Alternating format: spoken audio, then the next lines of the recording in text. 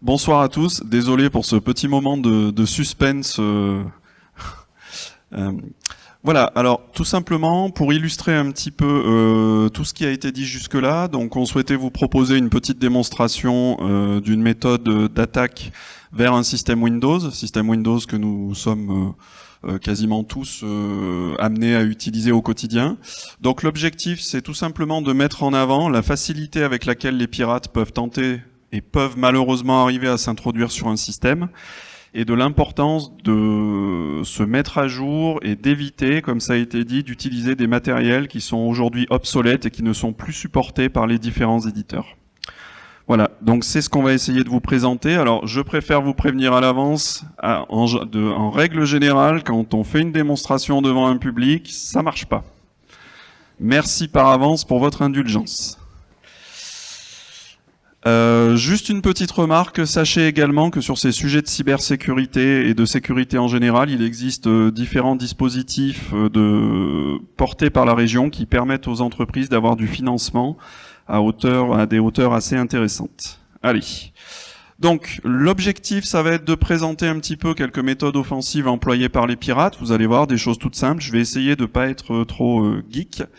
J'ai choisi de recentrer cette attaque sur deux phases principales, qui sont les phases dites de reconnaissance, où en fait un pirate va essayer d'identifier un système vulnérable, et ensuite le même pirate va essayer de déterminer par quel chemin il va essayer de passer pour s'introduire dans le système. Et puis la phase dite d'exploitation, où le pirate concrètement lance son attaque. Et ensuite, je vais essayer de vous montrer, une fois introduit sur la machine, ce que pourrait être amené à faire un pirate et où sont les dangers. Alors, tac, tac. Ouais, il faut que tu sois prêt. Alors, bouge pas.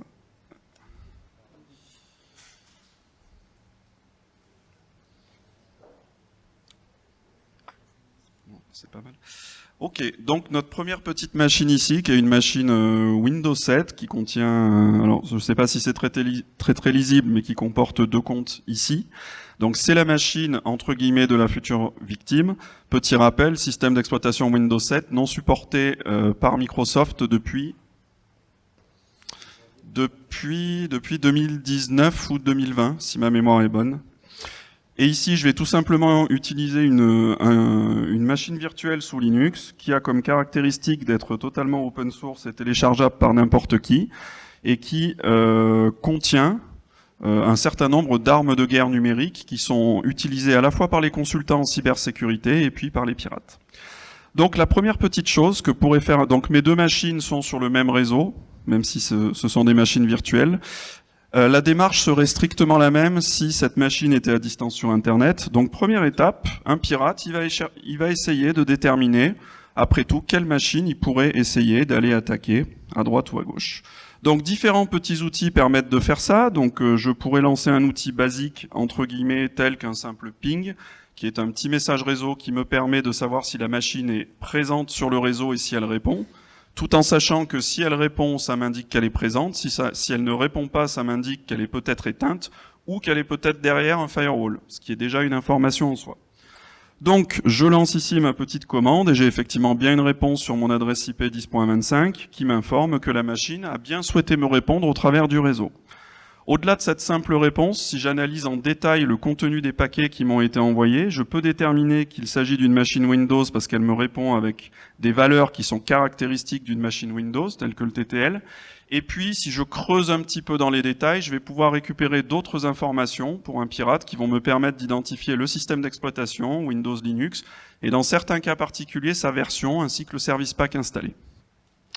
Donc j'ai donc ici ma petite machine à victimiser qui est présente et je vais aller la sonder un petit peu plus avec des petits outils qui sont tout simples et qui doivent me permettre d'essayer de déterminer finalement cette machine, qu'est-ce que je peux en faire, comment elle est exposée et puis finalement comment elle est vue par un pirate depuis le réseau. Donc différents outils pour essayer de déterminer ça, différents paramètres que je peux utiliser pour essayer de bypasser une interception par les firewalls. Alors ça fonctionne ou ça fonctionne pas. ça peut dépendre du paramétrage, ça peut dépendre des outils qu'on utilise et d'un tout un tas de choses. Oups, j'ai fait une petite bêtise, autant pour moi. Tac. Alors, comme je sais que je suis face à une machine Windows, puisqu'elle m'a répondu avec une signature caractéristique, je choisis, parce que je sais que les machines Windows ont une obligation d'écouter sur le réseau, sur certains ports particuliers, notamment le 445. Les systèmes Windows sont conçus comme ça. Donc, à partir du moment où je sais que je suis face à une machine Windows, je peux essayer d'aller la cibler. Là, c'est ce que j'ai fait avec ce petit outil qui me renvoie les informations suivantes. Je vois que, a priori, je suis face à une machine Windows, que j'ai peut-être certaines informations, un port le 445 qui a priori est close, et puis pas forcément beaucoup plus d'informations. Donc du coup, je vais venir relancer un petit peu le même outil en lui spécifiant tout simplement d'aller chercher de manière un petit peu plus loin toutes les informations qu'il pourrait avoir. Alors j'ai fait une deuxième erreur, c'est normal, hein, c'est une démonstration. Merci. Ça s'est pas vu, je crois. Si, mais moi j'ai vu. C'est signe que les gens écoutent. C'est bien. Hop, hop. Allez, je relance mon outil, cette fois-ci normalement à peu près comme il faut, et je vais essayer de voir quelle va être la réponse que j'ai. Donc là, reprécision, ce qu'on fait c'est sur un réseau local, j'aurai strictement la même chose à partir si j'essayais d'aller sonder une machine sur Internet, sauf que je serais obligé de diluer un petit peu plus les messages que j'envoie à la machine pour éviter d'être détecté de manière trop simple par les différents équipements de sécurité. Là, je vois que j'ai la réponse sur le fait que mon système Microsoft écoute bien cette fois-ci sur le port 445, c'est normal, tout système Microsoft écoute sur ce port-là. Ça veut dire que je peux essayer de communiquer avec lui sur le protocole qui est utilisé sur ce port-là. Je vois que mon petit outil m'a identifié qu'il s'agissait d'un système Windows 7, 2008 ou éventuellement 8.1 et que, classé par ordre de préférence, je suis bien face à un Windows 7 Service Pack 1. Si je regarde ici, normalement, vous l'avez reconnu, il s'agit bien d'un système Windows 7, Service Pack 1 ou pas, on va essayer de le voir. Et puis déjà, je me rends compte que j'ai quelques autres informations ici, puisque je vois que j'arrive à récupérer le nom de la machine, et que si je continuais à l'interroger à distance, je pourrais peut-être récupérer un petit peu plus d'informations. Donc maintenant que j'ai identifié cette machine comme étant Windows 7, je sais que Windows 7, il y a énormément de vulnérabilités qui ne sont pas toujours corrigées comme il faut en entreprise. Je vais pouvoir, en tant que pirate, essayer de voir si je peux passer par une vulnérabilité qui affecte le protocole SMB qui est actuellement, qui écoute sur le port 445, puis je vais voir si je vais essayer d'arriver à rentrer. Donc pour ça, je vais venir utiliser un petit outil qui va me permettre de lancer, enfin un petit outil qui n'est pas forcément très gentil, mais hop. C'est un petit outil, c'est un outil un peu couteau suisse qui me permet d'aller sonder les machines et éventuellement de lancer un certain nombre d'attaques diverses et variées, si ça veut bien s'ouvrir. Voilà. Il y a beaucoup de suspense. Hop. Donc, c'est exactement ce que je vais essayer de faire ici. Donc, j'ai dit tout à l'heure que j'allais essayer de bypasser certaines sécurités liées au protocole SMB. Donc, je vais demander à mon outil ici d'aller me chercher différentes choses qui pourraient être exploitables dans ce cas-là. Donc je peux lancer une recherche directement sur le nom du protocole. Et puis je vais voir que là, je vais avoir potentiellement plein d'outils utilisables pour tenter de trouver mon système Windows de différentes manières, avec différentes chances de résultats. Donc ce qu'il faut bien voir, c'est que vous avez à la portée de n'importe qui des armes de guerre numériques qui ont parfois fuité de différents services, entre autres américains, mais pas uniquement, et qui sont téléchargeables gratuitement. Et qu'au-delà du pirate à casquette russe devant ses 125 écrans dans son garage, et les cadavres de pizza qui traînent à côté, la moindre personne avec un PC, aujourd'hui, peut accéder à des armes de guerre numériques. Et avec un tuto YouTube et très peu d'informations, ils peuvent tenter comme ça de lancer des charges assez violentes, sans connaissance particulière. C'est là qu'est le premier danger. Donc j'ai identifié, j'essaye de pas être trop bavard, j'ai identifié que je souhaitais, dans ce cas précis, utiliser ce module d'exploitation-là, qui est justement un des modules qui a fuité de chez nos amis ou ennemis de la NSA, selon circonstances. Et puis je vais venir l'utiliser, tout simplement, pour essayer de voir si je peux en faire quelque chose. Alors je suis désolé, dans le suspense ambiant, il y a aussi la souris que je n'ai pas. Voilà, qui rajoute quelques latences dans ma démonstration. Donc je viens simplement dire à cet outil que je vais essayer de l'utiliser, et puis je vais venir essayer de regarder un petit peu quels sont les paramètres, maintenant que ma cible est identifiée, quels sont les paramètres à renseigner pour pouvoir lancer cette attaque. Et vous allez voir qu'il y a besoin d'absolument aucune connaissance. Je sais que je suis bien sur le 445, je sais ici qu'il me faut l'adresse IP de la cible, donc je vais, et tout un tas d'autres paramètres que je vous détaillerai pas aujourd'hui. Donc je vais venir ici tout simplement renseigner les paramètres qui sont obligatoires. Je vais venir ici mettre l'adresse IP de ma machine. Alors c'est là où il faut me surveiller parce qu'en général c'est là où je fais des bêtises. Hop, c'était 25 ou 10 ? C'est 25. Ils l'ont soufflé avant toi. Ouais, je sais, j'ai beaucoup de chance. Hop. Ici, je refais un petit tour pour vérifier que mon paramètre a bien été pris en compte. C'est le cas. Je vois que j'ai tout un tas d'autres choses qui sont déjà mises. Je vais un petit peu vite parce qu'on est un petit peu court au niveau du temps. Et derrière, je vais venir lancer directement l'attaque vers la cible qui a été identifiée. Donc je vois qu'il y a tout un tas d'actions qui sont en train de se passer entre les deux machines virtuelles. Le principe, c'est d'aller exploiter une vulnérabilité d'une vieille version du protocole SMB qui est encore implémentée aujourd'hui dans les systèmes Windows jusqu'à l'OS Server 2016. Et en passant par certaines erreurs de conception et de développement de ce protocole-là, je vais arriver dans le SMBv2 et de là, je vais arriver à écrire dans une zone mémoire auquel normalement personne n'est censé accéder. Donc c'est exactement ce qui... Ah oui, si je suis pas dans le... Si à un moment vous n'entendez plus parce que je bouge, n'hésitez pas à le dire. Donc c'est exactement ce qui s'est passé ici. Mon attaque a réussi et là vous voyez un petit logo en bas à gauche qui m'indique que mon outil est désormais connecté à la machine qui est en face. Donc la machine qui est en face, quelle a été sa réaction? Absolument aucune. Totalement invisible et transparent. Par contre, si je reviens ici et que j'essaye de regarder où est-ce que je me trouve, hop, sachant que ici je suis sur une machine Linux, bah là je vois bien que je suis sur une machine Windows. Je reconnais les outils Windows, je reconnais un certain nombre de choses. Okay. Si je viens ici regarder quel est mon niveau de privilège sur la machine, je vois que je dispose d'un niveau de privilège qui est le niveau autorité anti-système, qui est le niveau de privilège machine le plus élevé sur les systèmes Windows. Et c'est là que vont commencer un petit peu les problèmes, parce qu'à partir de ce moment-là, je peux essayer de venir récupérer les hashes des mots de passe des comptes utilisateurs. Les magnifiques chiffres que vous voyez là sont la manière dont le système Microsoft va stocker les mots de passe en local. Et puis, je pourrais aller collecter un certain nombre d'informations et je peux même tenter à la volée d'aller découvrir quels sont les mots de passe de mes deux comptes utilisateurs qui sont ici. Parce qu'après tout, pourquoi pas? Ça me semble être une justification suffisante. Eh ben, on y va. Donc ici, je vais venir demander à mon outil de me lancer un shell Windows, un interpréteur de commande Windows.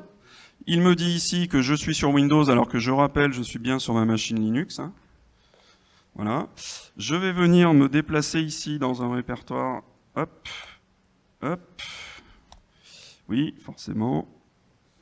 Hop. Hop. Désolé pour les hop. Ok, donc ici, je me suis mis dans le répertoire sur lequel j'avais prépositionné ce petit outil, mais c'est simplement pour gagner du temps, j'aurais pu l'uploader directement avec une commande. Donc je vais venir ici lancer cet outil développé par un Français qui s'appelle Mimikatz et qui permet de travailler sur les différents mécanismes de sécurité des systèmes Windows. Là, je vais simplement venir vérifier que j'ai bien le niveau de privilège qui me permet de lancer un certain nombre d'actions. Ça devrait être le cas puisque j'ai le niveau de privilège le plus haut. Eh bien non. Justement. Oh. Ah, j'ai pas dit que ça marcherait jusqu'au bout. Hein. Alors, je vais essayer quand même, selon circonstances. Ok. Donc, je vais essayer, je ne sais pas si ça va marcher, de venir utiliser un module qui s'appelle Secure LSA. La LSA étant un ensemble d'outils développés par Microsoft pour gérer la sécurité du système d'exploitation. Et je vais essayer, je ne sais pas si ça va marcher, de lui demander d'aller me chercher, hop, directement certaines informations en mémoire. Voilà, ça m'aurait étonné que ça fonctionne.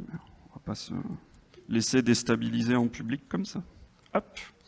Donc, on va réessayer de lancer la commande. Alors, ce qu'il faut bien voir, c'est que pourquoi les démos de ce type-là, ça fonctionne ou ça fonctionne pas, on travaille sur une instabilité du système. C'est-à-dire que là, je suis en train d'essayer de passer des commandes dans une zone mémoire où, théoriquement, personne ne doit avoir accès. Donc, ça peut fonctionner ou ne pas fonctionner. En l'occurrence là, fonctionne pas génial. Hop, hop. Alors, qu'est-ce que m'a retourné mon petit outil cette fois-ci? C'était à peu près la même chose que la dernière fois. Si je regarde un petit peu en détail sur ma machine Windows, je vois déjà que j'ai des informations, j'ai le domaine, je vois que le nom d'utilisateur est ça, je suis sur un compte machine. Très bien, c'est magnifique. Ensuite, si je détaille un petit peu plus et que je remonte la quantité d'informations qui m'a été retournée par cet outil-là, je récupère des identifiants et regardez ici ce qui se passe, c'est que par exemple pour ce compte-là, vous avez directement les logins qui sont ressortis en clair et les mots de passe utilisés pour ce compte-là. J'avais un compte qui s'appelait root, j'avais un compte qui s'appelait TSE. Si je veux aller chercher le mot de passe du compte TSE, j'ai plus qu'à dérouler un petit peu et normalement, si mon outil n'a pas planté, je suis censé pouvoir ici récupérer le mot de passe également en clair du compte TSE. Donc là, ce que vous voyez, c'est tout simplement les hashes qu'on avait déjà réussi à trouver tout à l'heure. Et cet outil-là était capable, en exploitant d'autres vulnérabilités liées au système Windows 7, c'est pour ça qu'il faut vraiment plus utiliser ce système-là, directement les mots de passe en clair dans la mémoire. Et petite subtilité pour ceux qui font de l'administration système, si un administrateur du domaine est venu se loguer sur la machine pour faire une opération de maintenance, par défaut, le comportement des systèmes Windows en cas de panne est de systématiquement garder une copie de ces identifiants dans la mémoire locale de l'ordinateur. Ce qui veut dire qu'à partir d'un PC portable oublié dans le train ou ailleurs, un pirate en récupérant ce PC-là peut récupérer vos mots de passe locaux, mais tous les mots de passe potentiellement de votre entreprise. D'où l'intérêt de chiffrer ces emplacements de stockage, pas uniquement de backup, mais aussi au niveau des machines. Voilà, je pense que j'ai dû presque dépasser le temps. Ouais, mais c'est très intéressant. Après, c'est encore deux, trois choses. C'est bon? C'était assez parlant hein, en même temps. On a eu l'utilisateur, le mot de passe. Et tout simplement, si je voulais vérifier, vous voyez, mot de passe de haute sécurité, il suffirait de venir entrer ici sur la machine. Hop. Oui. Et derrière, de venir voir le fameux petit AZERTY que j'avais mis là pour cette machine de démo, qui me permet effectivement de bien entrer sur la machine. Voilà. Voilà. Merci. Merci beaucoup.